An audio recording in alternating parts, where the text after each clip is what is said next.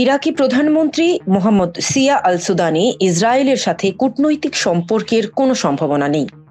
তিনি বলেন, ইরাকি অভিযানে স্বাভাবিকরণ শব্দটির অস্তিত্ব নেই, কারণ এটি এমন একটা দখলদার সত্তার সাথে যুক্ত যা ভূমি এবং মানবতার বিরুদ্ধে দাঁড়ায় এবং যা সমস্ত স্বর্গীয় ধর্ম প্রত্যাখ্যান করে।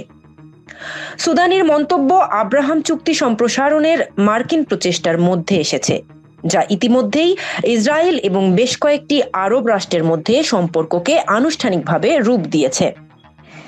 2022 সালে ইরাকি সংসদ ইসরায়েলের সাথে সমস্ত সম্পর্ককে কূটনৈতিক, সামরিক, অর্থনৈতিক বা সাংস্কৃতিক যোগাযোগ সহ অপরাধ হিসেবে ঘোষণা করে, যার মধ্যে যাবজ্জীবন কারাদণ্ড থেকে শুরু করে কিছু ক্ষেত্রে মৃত্যুদণ্ড পর্যন্ত শাস্তি রয়েছে। শিয়া ধর্মগুরু মুকাদ্দা আল সদর এই অবস্থানকে আরো জোরদার করে বলেন, সাধারণীকরণ একটি অপরাধ এবং ইরাকি আইনে এর জন্য শাস্তির বিধান রয়েছে। যে কেউ এটিকে উৎসাহিত করবে বা আহ্বান জানাবে, সে যেই হোক না কেন, শাস্তি থেকে রেহাই পাবে না। আমরা ইসরায়েলি উচিত জবাব দেওয়ার জন্য সবসময় প্রস্তুত আছি।